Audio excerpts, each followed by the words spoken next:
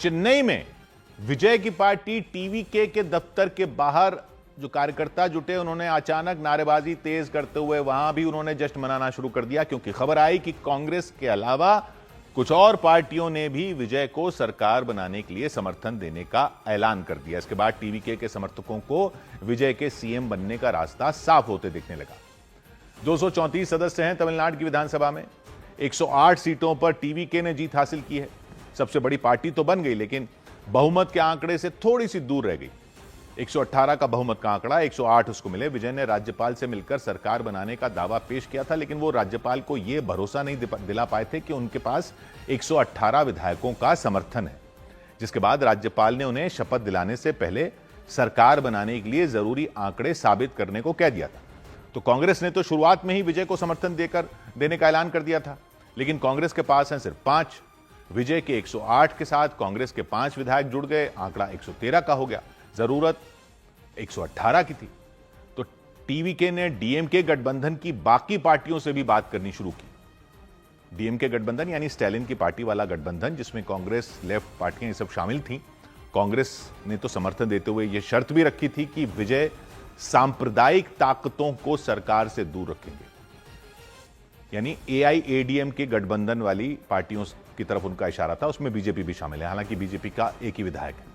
जब राज्यपाल ने सरकार बनाने का मौका नहीं दिया, तो टीवीके की बातचीत डीएमके यानी स्टैलिन और कांग्रेस वाले गठबंधन की बाकी पार्टियों से शुरू हुई, जिसके बाद खबर आई कि CPM left party, CPM left party, CPI, CPM और सीपीआई और वीसीके जो पार्टी है, वहां पर दलित और पिछड़े वर्ग की पार्टी माना जाता है उसको, उन्होंने भी विजय को समर्थन देने का ऐलान कर दिया।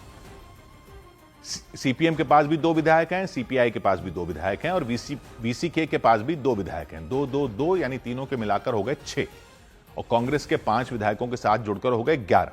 टीवीके के 108 जुड़कर हो गए 119। बहुमत का आंकड़ा 118। तो टीवीके पार्टी के अध्यक्ष विजय 2 सीटों से क्योंकि चुनाव लड़ रहे थे, तो 1 सीट उन्हें खाली करनी होगी। तो उनकी सीटों की गिनती 108 से कम कर 107 हो जाएगी, मतलब उनके विधायकों की गिनती 108 से कम होकर 107 हो गई। फिर भी सरकार के साथ 118 विधायकों का समर्थन रहेगा, यानी सीपीएम, सीपीआई और वीसीके के समर्थन के बाद विजय सरकार बनाने के लिए जरूरी आंकड़ा जुटाने में कामयाब हो गए। और इसमें उनके साथ डीएमके गठबंधन की पार्टियां डीएमके का साथ छोड़कर आ गई, जिसके बाद विजय के मुख्यमंत्री बनने का रास्ता साफ हो गया। इसलिए आंकड़े पूरे होने की खबर आते ही टीवीके के दफ्तर के बाहर जश्न का माहौल बन गया। विजय के समर्थकों की भारी भीड़ पार्टी दफ्तर के बाहर 3 दिन से जुटी हुई है। उनके समर्थकों का मानना है कि विजय को डीएमके और एआईएडीएमके को हटाने के लिए राज्य के लोगों ने वोट दिया है। Completely deserves this people's love, because after the ADMK and DMK's complete corruption, complete failure government, Vijay has proven within the short span of 1.5 and 2 years that he can completely form a government and can become a new change. This is a new revolution for the Tamil Nadu. तो खबरें ये हैं कि left पार्टियां यानी CPM और CPI विजय की सरकार को बाहर से समर्थन दे सकती हैं, यानी सरकार के साथ जरूर रहेंगी लेकिन सरकार में शामिल नहीं होंगी। दोनों पार्टियों का टीवीके को समर्थन वाला पत्र भी सामने आ गया। विजय को समर्थन वाला पत्र सामने आते ही डीएमके अध्यक्ष स्टैलिन ने भी अपील कर दी कि सरकार बनाने के काम में अब देरी नहीं की जाए। उन्होंने राज्यपाल से अपील की कि जल्द से जल्द तमिलनाडु की नई सरकार का गठन करवा दिया जाए। उधर केरल में कांग्रेस की एक महिला विधायक को उन्हीं की पार्टी के एक नेता ने जबरदस्ती लगाने की कोशिश की तो विवाद हो गया। लोगों ने उनकी आलोचना शुरू कर दी। केरल के तिरुवनंतपुरम में कांग्रेस की बैठक चल रही थी। बैठक खत्म हुई तो कांग्रेस की विधायक बिंदु कृष्णा ने मीडिया को धन्यवाद दिया। इसके बाद उनकी नजर कांग्रेस नेता चेरियन फिलिप पर पड़ी। चेरियन फिलिप एआईसीसी के सदस्य हैं, केरल प्रदेश कांग्रेस कमेटी के राजनीतिक अध्ययन केंद्र के अध्यक्ष भी हैं। बिंदु कृष्णा उन्हें देखते ही उनके पास मिलने चली गई। उन्होंने अपना हाथ आगे बढ़ाया, लेकिन चेरियन फिलिप ने उन्हें गले लगाने की कोशिश की। इससे बिंदु कृष्णा थोड़ी सी असहज दिखी, वो पीछे हट गई। दिख रहा था कि वो गले नहीं लगना चाहती थी, लेकिन चेरियन फिलिप ने दोबारा उन्हें गले लगाने की कोशिश की, अपनी तरफ खींचने की कोशिश की। इस बार भी वो उन्हें धक्का मारकर पीछे हट गई और फिर इसके बाद दोनों ने हाथ मिलाए। फिर बिंदु कृष्णा आगे बढ़ गई, उन्होंने वहां मौजूद दूसरे नेताओं से भी हाथ मिलाया, फिर वहां से चली गई। लेकिन इसके बाद कांग्रेस नेता चेरियन फिलिप के व्यवहार पर सवाल खड़े हो गए। लोगों ने उनके व्यवहार को गलत बताया, जमकर उनकी आलोचना की।